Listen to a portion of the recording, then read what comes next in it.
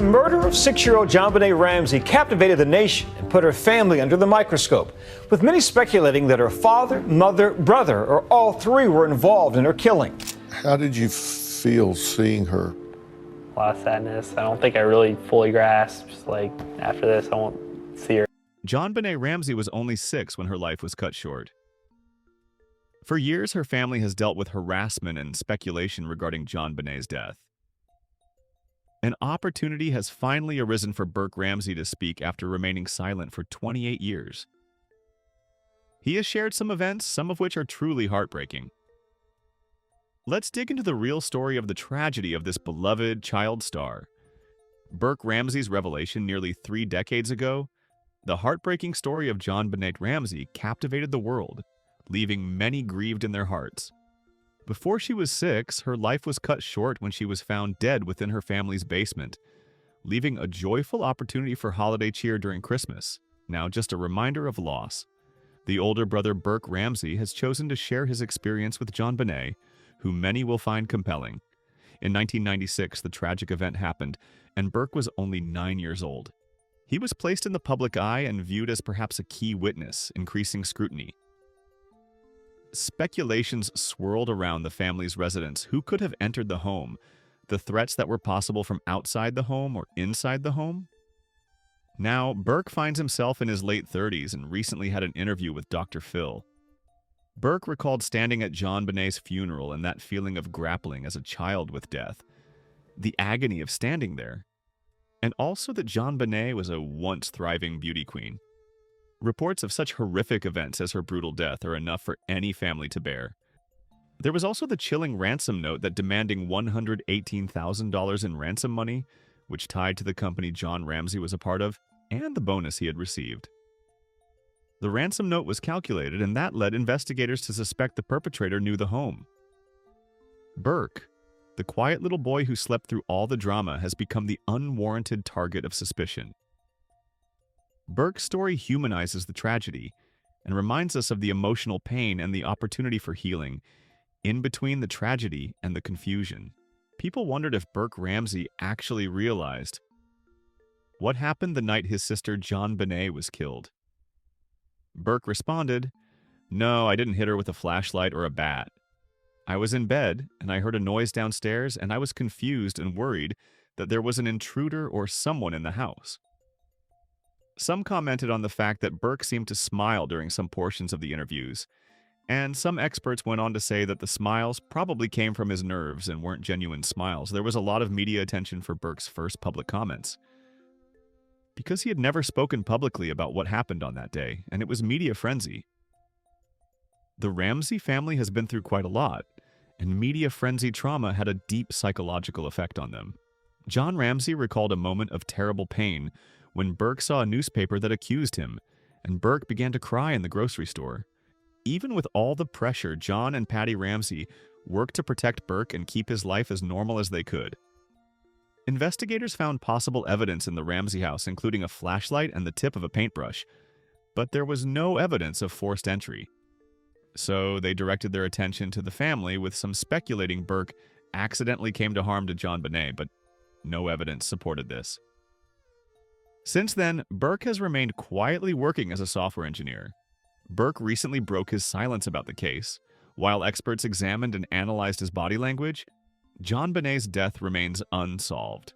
Boulder Police Chief Greg Testa remains firm in the belief that the case is open, and investigators still hope for justice in the case of JonBenet. It seems that Burke's recent comments, along with John's heartfelt comments, have left many questions regarding the allegations made against the family, leaving the impression that we may be close to uncovering the truth. As for the fight for justice, John Ramsey does not sleep well at night knowing that JonBenet's murderer is still walking free.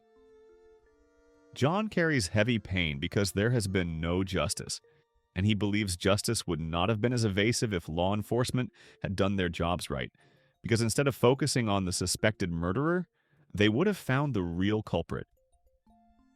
Investigators placed blame on the family, particularly John and late wife Patty. When this happened, it created a cloud of suspicion that isolated them during their time of grief. John remembers the awful weight of being accused and trying to deal with losing their child. Not only did they lose their daughter, but they were also treated like suspects from the people who were supposed to help them. This felt like a never-ending nightmare. John feels the emphasis on the family impeded the investigation and led to neglect on other suspects and avenues of investigation. Over time, the damage done by early incidents continued to grow. The investigators became defensive and unwilling to acknowledge mistakes. Rather than looking for new assistance and looking at the case from a different angle, they kept traveling the same path that led to nowhere. The investigators' obstinacy has been a constant encumbrance to justice for John. John recollects how hard it was on Pati with the stress of public scrutiny. Pati eventually died of cancer in 2006 without knowing what happened to their daughter. John finds it staggering that the same investigators still control the case. John wonders why there aren't new people with current skills working on the investigation. It seems as if the investigators care more about their reputations than they do about locating the real person who committed the crime, thus delaying justice. John also realizes how the public perceived the case. The family was vilified from the start, allowing rumors and media to thrive, making it nearly impossible for people to concentrate on the facts. Through it all, John maintains hope. He trusts that improvements in forensic science, especially with DNA, may bring forth new discoveries.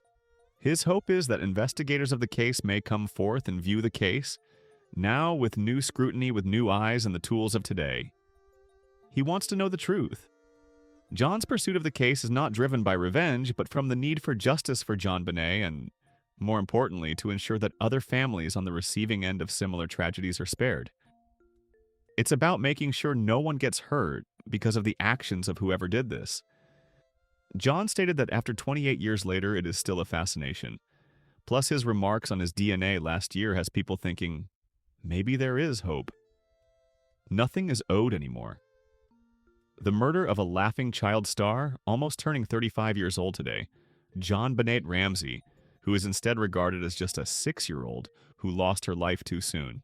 On December 26, 1996, JonBenet's body was found in her family's basement, having been beaten and strangulated.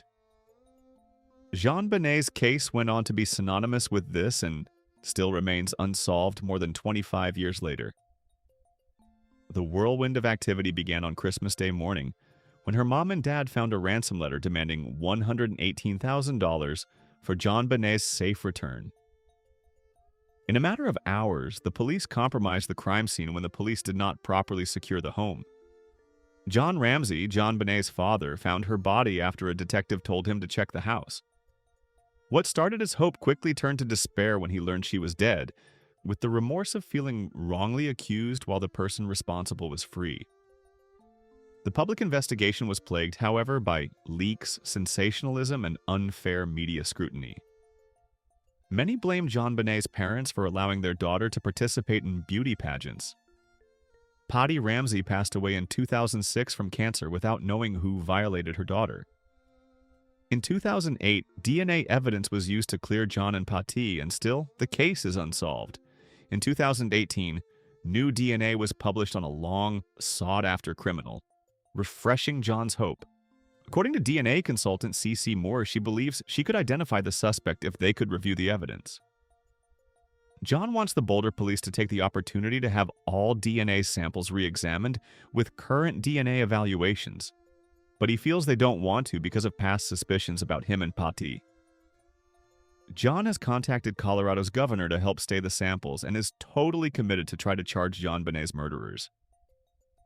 The support from the public motivates John. Past recordings of former detective Lou Schmidt encourage John's hope that maybe answers will still ultimately come. The search for justice for JonBenet goes on. The present state of JonBenet's case, John's life has been one of heartbreak over the past 28 years. The immeasurable pain in losing his daughter, JonBenet, then the pain of losing his wife, Patti, to cancer. Instead of consolation, John experienced judgment and scorn from the media. Even after remarrying, John's life and the tabloids continued to invade their lives. Even with these obstacles, John has still attempted to retain hope for discovering the truth regarding his daughter's death. He has made statements that criticized Boulder police and asserted that retired detective Lou Schmidt believed that the Ramseys were not involved and an outsider came in that night. Lou's approach was unusual, and he had a proven track record of solving cases and ultimately concluded that evidence pointed away from the Ramsey family. Unfortunately, Lou faced pushback from local police and left the official team after 1 year. Lou continued to investigate and took tips and developed a suspect list that the police ignored before he died in 2010. Lou couched this suspect list with his daughter Cindy, who is now working and carrying Lou and John's investigation on. Cindy is taking DNA samples from possible suspects. She is wishing the technology of DNA might help him to find justice for JonBenet. John still has hope but fears that he will never have closure, because the DNA evidence will not be in his possession. When he recalls JonBenet, he remembers the sorrow in his voice. He wants to tell her he is sorry for not being able to protect her. However, he is comforted by the fact that she was deeply loved.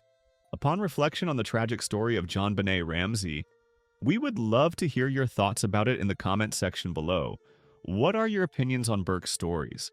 If you enjoyed this video, please leave a like and subscribe to our channel for more detailed stories. Make sure to hit the notification so you won't miss any of our future episodes. Thank you for watching, and we will see you in the next video.